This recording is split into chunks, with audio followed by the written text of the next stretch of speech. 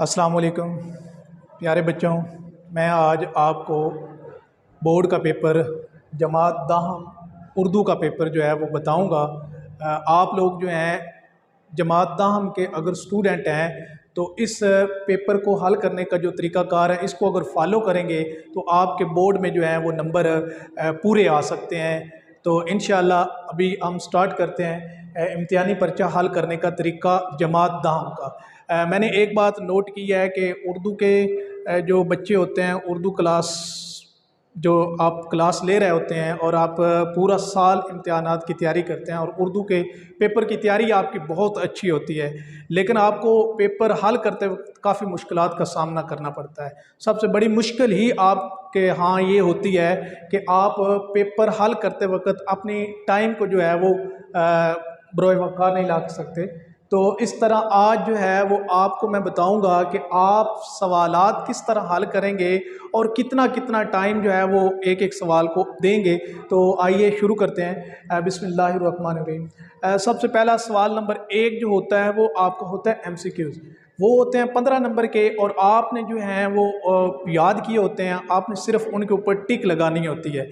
तो आपको एक बात मैं बता दूं कि जो एमसीक्यूज़ आप याद करते हैं वो आप किताब के एंड पे लिखे हुए 5-7 हर सबक के 10-12 होते हैं, उनको याद कर लें। और एक मरतबा जब आप इम्तिहान आपका फ़र्ज़ करें कल इम्तिहान है आपका, तो आप एक मरतबा रीडिंग ज़रूर कर लिया करें सबक की, क्योंकि बाज़ दफ़ा सबक के अंदर से कुछ एमसीक्यूज़ आ जाते हैं। खैर जिस बच्चे ने भी रीडिंग की होगी वो एमसीक्यूज़ में मार नहीं खाएगा। दूसरे नंबर पर आप इसमें जितनी ज़्यादा एमसीक्यूज़ में मेहनत करेंगे, 4 मुमकिन जवाबात दुरुस्त होंगे, आपके फुल के फुल मार्क्स आएंगे। और कोशिश कीजिए कि सबसे ज़्यादा पेपर की तैयारी करते वक्त सबसे पहले आपने एमसीक्यू जो हैं उनको देखना है, उनको अच्छे तरीके से करना है ताकि आपका एक नंबर भी उनमें से कट ऑफ ना हो। दूसरे नंबर पर हमारे पास है सवाल नंबर 2। सवाल नंबर 2 हमेशा उर्दू के पेपर में जो है वो अशार की तशरीह होता है। तो अशार की तशरीह में आपके पास जो अशार आएंगे आपने सिर्फ 5 अशार की तशरीह करनी होती है और 5 को मल्टीप्लाई बाय 2 से कर दें तो आपके 10 नंबर का ये सवाल होता है। और सबसे पहले आपने अशार की तशरीह में हिस्सा नज़म होता है, क्योंकि आपके उर्दू की किताब में 3 पोर्शन है, एक हिस्सा नसर है, एक हिस्सा नज़म है और एक हिस्सा गज़ल है। तो हर एक में से सवालात आते हैं। तो हिस्सा नज़म में से जो अशार आएंगे वो 3 अशार आएंगे। हो सकता है एक ही नज़म में से 2 अशार दे दें, हो सकता है कि अलग अलग हर नज़म में से एक एक शेर दे दे। तो आपने क्या करना होता है, उस वक़्त उन अशार को गौर से देखना है कि वो अशार किस नज़म में से आए हुए हैं। जब आपको ये बात पता चल जाए कि ये अशार इस नज़म में से आए हुए हैं तो फिर उसके बाद उस सवाल को आपने हल करना है। हो सकता है वो 4 अशार हों, 5 अशार हों, तो उनमें से आपको तीसरा या चौथा शेर जो है वो आपको आता हो, तो फिर आपने उस शेर का नंबर दे लेना है कि आप कहते हैं कि शेर नंबर जो है वो 1 ही मुझे आता है, तो आपने शेर नंबर 1 लिख लेना है और फिर उसके जो है वो तशरीह करनी है। मैं आपको बताता हूँ कि जो हिस्सा नज़म के अशार 3 होंगे उनके लिए आपके पास आपने ये नोट कर लेना है कि उनको आपने सिर्फ और सिर्फ 15 मिनट देने हैं। और आपको पहले ही मैं बता दिया कि ये 3 अशार नंबर इनके कितने होंगे, 6 नंबर होंगे। तो आप टाइम कितना देंगे, आप टाइम देंगे सिर्फ 15 मिनट। और ये चीज़ खास ख्याल रखनी है कि हर एक शेर को 5-5 मिनट आएंगे और उस 5 मिनट को आपने इधर उधर नहीं देखना, आपने उसको हल करना है। सबसे पहले आप क्या लिखेंगे, शेर को ऊपर लिख के उस पूरे शेर को एक मरतबा लिख देना है। उसके बाद आप उसका देंगे हवाला नज़म। हवाला नज़म देने के साथ आप उस नज़म का उन्वान लिख देंगे, नाम लिख देंगे जिसमें से वो एक शेर जो है वो आया हुआ है। अब ज़रा देखें कि आपको शेर की पहचान कैसे होगी कि ये किस में से आया हुआ है। बाज़ दफ़ा आप हम या नात को जब पढ़ रहे होते हैं तो उसमें साफ आपको पता चल रहा होता है कि इसमें अल्लाह ताला की तारीफ़ की जा रही है और इसमें हुज़ूर पाक सल्लल्लाहु अलैहि वसल्लम की तारीफ़ की जा रही है। जब हुज़ूर पाक सल्लल्लाहु अलैहि वसल्लम की तारीफ़ की जा रही है तो इसका मतलब है कि वो नज़्म जो है वो नात होगी। अब बाकी याद करने वाली बात यह है कि उस नात के शायर का नाम आपने हर हाल में याद रखना है, आपने ज़हन में बिठा लेना है। फिर आपने इसी तरतीब के साथ नज़म का उन्वान, आगे उसका जो है अगली नेक्स्ट लाइन जो होगी उसके ऊपर आप नात लिख देंगे। ऐसे ही शायर का नाम लिख के अगली लाइन के ऊपर आप इहसान दानिश, जितना खूबसूरत पेपर आप करेंगे। मैं बच्चों को पहले भी बताता हूँ कि उर्दू का पेपर जब आप हल कर रहे होते हैं तो आपने ज़रूर पेपर चेक करने वाले को मुतासर करना होता है, और वो मुतासर आप किस तरह कर सकते हैं कि आपने अपनी खूबसूरती को, लिखाई को ज़बरदस्त बनाना है, और साथ में आपको लिखने का तरीक़ाकार जो है वो खूबसूरत होना चाहिए। अब शायर का नाम आपने लिख दिया इहसान दानिश, उसके बाद आपने मफ़हूम लिखना है। मैंने आपको बच्चों बताया है कि जब इस पैटर्न से, इस तरीक़ाकार से आप पेपर हल करेंगे, आप अशार की तशरीह करेंगे, तो आपको मैक्सिमम नंबर जो है वो पेपर चेक करने वाला देगा। अब मफ़हूम लिखा गया है, मफ़हूम मुख्तसर होना चाहिए।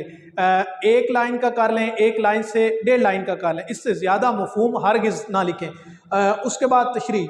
अब तशरीह करते वक्त बाज़ बच्चे जो है ना वो उस शेर को मद्देनज़र नहीं रखते और वो अपने पास से लिखने की कोशिश करते रहे। खैर ये भी कहीं किसी हद तक ठीक हो जाती है अगर आपके पास इतना मवाद है, आपके पास इतना नॉलेज है कि आप उस शेर से रिलेटेड तशरीह कर सकते हैं, तो ये वेल एंड गुड है। अगर आपको तशरीह जो है वो आपने करनी है तो उस शेर की जो 2 मिसरे हैं, यानी आपने जो मफ़हूम बनाया है उस मफ़हूम को मद्देनज़र रख के पहले तशरीह के अंदर ये एक लाइन ज़रूर आप लिख सकते हैं कि शायर इस शेर के अंदर अगर नात में से आया हुआ है तो आप कहेंगे हुज़ूर सल्लल्लाहु अलैहि वसल्लम की तारीफ़ों तो सिर्फ बयान करते हुए कहता है, या अगर हमद में से आया तो आप कह सकते हैं कि इस शेर में शायर जो है वो अल्लाह ताला की तारीफ़ बयान करते हुए कहता है। अब कम अज़ कम शेर की तशरीह जो है वो आधा पेज आपकी होनी चाहिए, या आधा सफ़े पर मुश्तमिल हो, या ज़्यादा से ज़्यादा 1 सफ़ा आपका होना चाहिए।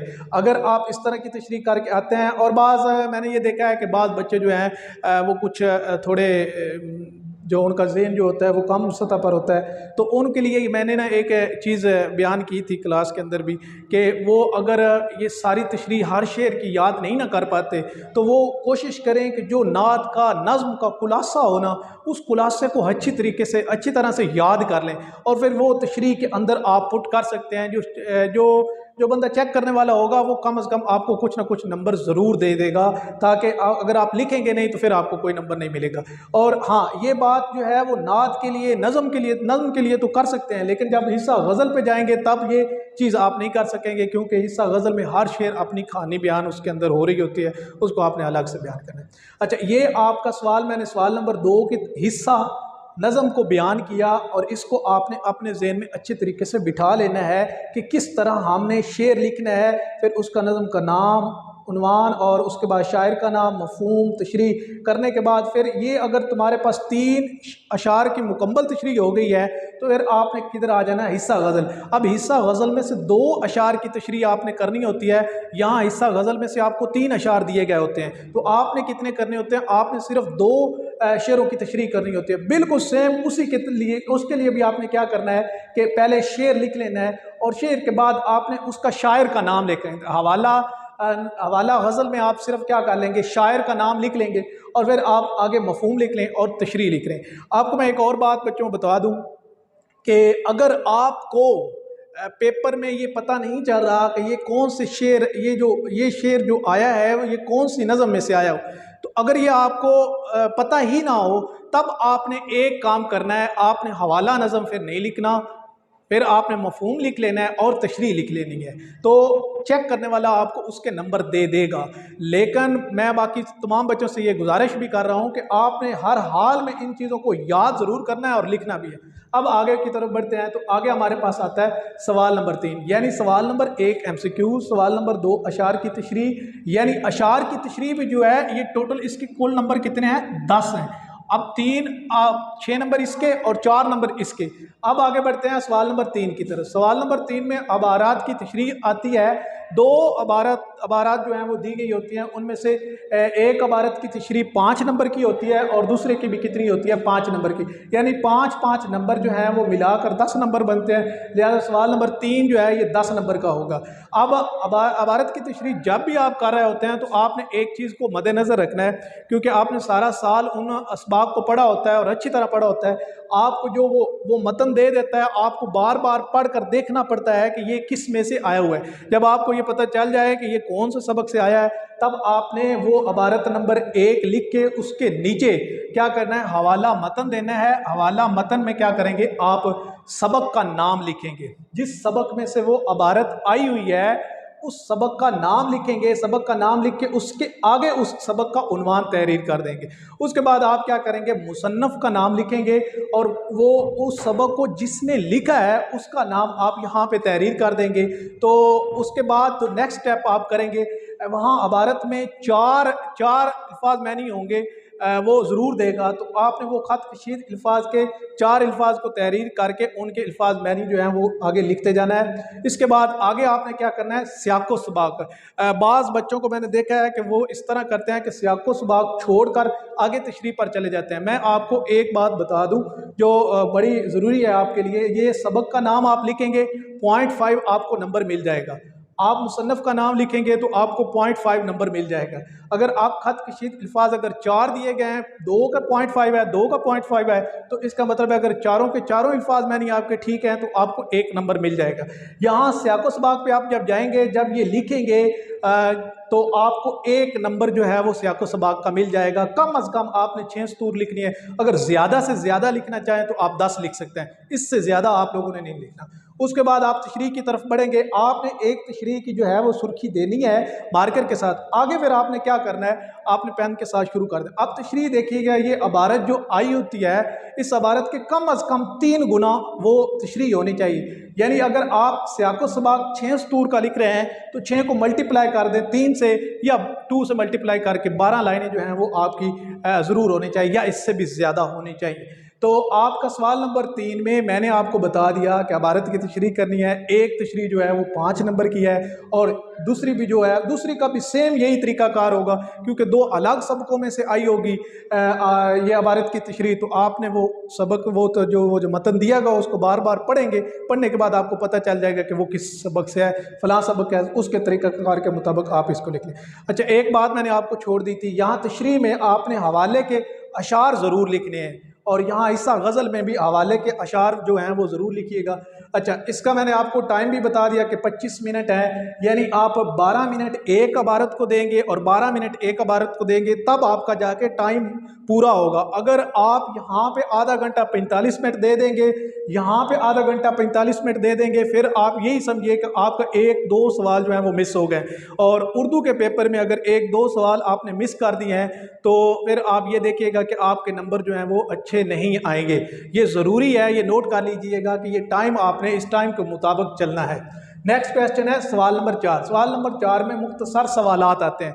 आपको ये पता है कि मुख्तसर सवालात जो हैं वो जब भी आपके सबक होते हैं, उन सबक की मशक में जो मौजूद मुख्तसर सवालात हैं उन्हीं में से जो है वो पेपर बनाने वाला जो है वो मुख्तसर सवालात देता है। अब मुख्तसर सवालात के लिए क्या ज़रूरी है, इसमें 7 या 8 आए होंगे, आपने सिर्फ 5 करने हैं। तो 5 को मल्टीप्लाई किससे कर देना है, 2 से करेंगे तो 10। अब इस पे 10 नंबरों पे आपने कितने मिनट लेने हैं, आपने 10 मिनट ही में ही ये काम करना है। और मुख्तसर सवालात जो आपको पहले अच्छे तरीके से आता हो उसी को आप लिखिएगा और ऊपर नंबरिंग दे लीजिएगा कि सवाल नंबर 1 या जुज़ नंबर 1 है।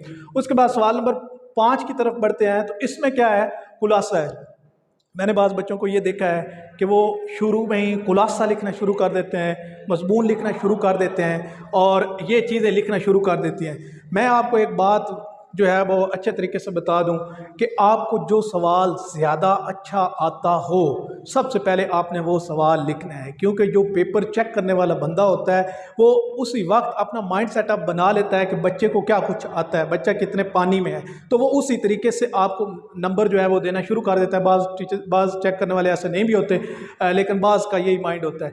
अब सवाल नंबर 4 में मुख्तसर सवालात हैं और उसके बाद क्या है, सवाल नंबर 5 में क्या है, खुलासा। खुलासे के लिए आपने क्या करना है, वक्त देना है खुलासे को 15 मिनट, क्योंकि ये 5 नंबर का है और 15 मिनट में आप खुलासा जो है वो कम से कम अच्छा लिख सकते हैं, काफ़ी टाइम है। लेकिन खुलासा लिखने से पहले खुलासा ऊपर लिख के सबक का नाम जो भी है वो तहरीर कर दें, उसके नीचे उसके मुसन्नफ़ का नाम लाजमी लिखिएगा। उसका मुसन्नफ़ का नाम क्या है वो ज़रूर लिखिएगा। मुसन्नफ़ का नाम लिखने के बाद खुलासा कम अज़ कम आपका डेढ़ सफ़ात पर मुश्तमिल हो, या अगर आपसे इसका ज़्यादा हो रहा है तो फिर 2.5 सफ़ात पर मुश्तमिल, इससे ज़्यादा 3 सफ़ात की तरफ आप लेके ना जाएं। नेक्स्ट आपका सवाल नंबर है 6। सवाल नंबर 6 के अंदर आपका मजमून आ जाता है। मजमून में आप क्या करते हैं, आपने मुख्तलिफ मज़ामीन याद किए होते हैं, जिनमें से कोई एक जो है वो आपका मज़मून जो आपको आता होता है वो आ जाता है। आप देखें कि बाज़ दफ़ा ऐसा होता है कि आपको 3 आए हुए हैं तो तीनों के 3 जो है मज़ामीन आपको आते होते हैं, लेकिन आप उसके लिए क्या करते हैं, आप टाइम मैनेज नहीं कर पाते। तो उसके लिए आप क्या करते हैं कि आप वो आसान सा जो छोटा होता है आप उसको तरजीह देते हैं कि मैं ये लिख लूँ। नहीं, इस तरह नहीं करना। जो आपको ज़्यादा अच्छा आता है और थोड़ा सा जो है वो कम अज़ कम 5 सफ़ात पर मुश्तमिल जो याद हो उसको लिखने की तरजीह दें। अगर आप थोड़ा मज़मून लिखेंगे और आप कहेंगे कि ये मुझे बहुत ज़्यादा अच्छा आता था तो चलो मैं ये इसी को लिख देता हूँ, लेकिन वो चेक करने वाला जो है वो उसी हिसाब से जो आपने लिखा होगा उसी हिसाब से आपको नंबर देगा। लिहाजा आपने क्या करना है, मज़मून को टाइम देना है आपने 40 मिनट और यह है 15 नंबर का। तो उसके बाद आप चलेंगे, आप क्या करेंगे, इनको लिखने के बाद एक और बात आपने मज़मून लिखते वक्त याद रखनी है कि आगाज़ कहाँ से आप आगाज़ कर रहे हैं और फिर उसके वस्त में आपने क्या चीज़, अगर फ़र्ज़ करो कोई एक ऐसा मज़मून आपको आपके सामने आ जाता है जिसको आपने कभी पढ़ा ही नहीं है, याद ही नहीं किया, फिर उसके ऊपर आपने सोचो विचार करना है कि उसका आगाज़ मैंने कैसे बनाना है, वस्त में कैसे लेके आना और इख्तिताम कैसे। ये अपने माइंड में 2-3-4 चीज़ें बिठा लीजिएगा, उसके बाद फिर लिखना शुरू कर दीजिएगा जितना आप लिख सकें। तो ये इसके बाद एक लास्ट क्वेश्चन है जो मैंने यहाँ पर तहरीर नहीं किया, वो है आपका एक पैराग्राफ दिया गया होता है, उस पैराग्राफ में से आपने जवाबात ढूंढने होते हैं, सवालात आपको दिए होते हैं। तो वो जो सवालात आपको दिए होते हैं, सबसे पहले कोशिश करें कि उस इबारत को ना पढ़ें, आप सिर्फ सवालात को पढ़ें, सवालात को एक मरतबा पढ़ें, तेज़ी से पढ़ लें। उसके बाद आप चले जाएं उस पैराग्राफ के ऊपर, उस पैराग्राफ को भी तेज़ी से पढ़ लें, फिर दोबारा आएँ, उस सवालात को आराम से पढ़ें, फिर आराम से पढ़ने के बाद फिर उस पैराग्राफ को 3 से 4 मरतबा पढ़ें। फिर आपको 3 से 4 मरतबा पढ़ने के बाद आपको पता चल जाएगा इस सवाल का जवाब जो है वो इस जगह पे मौजूद है, और फिर जो जवाब उधर वो लिखा हो उसको आपने उठा के सेम नहीं लिख देना, आपने कोशिश करनी है कि अपने अल्फाज में लिखना है। और एक बात याद रखिएगा, 1-2 नंबर का सवाल आता है कि इस इबारत का उन्वान तहरीर करें। अब ये आपने अपने माइंड से सोचना है कि इसका मैं क्या उन्वान ले सकता हूँ। बाज़ दफ़ा उन्वान जो होता है वो उस इबारत के उस पैराग्राफ के शुरू में होता है और बाज़ दफ़ा जो है वो एंड पे दे देता है, और बाज़ दफ़ा ऐसा भी हो जाता है कि दरमियान में भी आ जाता है। ये आपने खुद वहाँ पे देखना है, क्योंकि पैराग्राफ आपको एक मरतबा आप पैराग्राफ सारे के सारे पढ़ के जाएंगे ना तो ये आपको मुश्किल नहीं होगा, क्योंकि सिलेबस में से ही पैराग्राफ आते हैं और वो आप उनका उन्वान एक एक लाइन का होता है। और एक मैंने देखा है कि बाज़ बच्चे उन्वान में पूरी लाइन लिख देते हैं, ये आपने बिल्कुल नहीं करना। आपने क्या करना है, उन्वान में सिर्फ़ और सिर्फ 3-4 लफ्ज़ पर मुश्तमिल जो है वो उन्वान लिखना है। तो आज का मेरे प्यारे बच्चों ये जमात दाहम का पेपर जो है वो हल करने का तरीक़ाकार मैंने आपको बताया। उम्मीद करता हूँ कि इस हल करने के तरीक़ेकार से आपको आसानी होगी। आप ज़रा इसको देख लें, इस वीडियो को देखें और आगे भी शेयर कर दें ताकि बच्चों का फ़ायदा हो सके। शुक्रिया।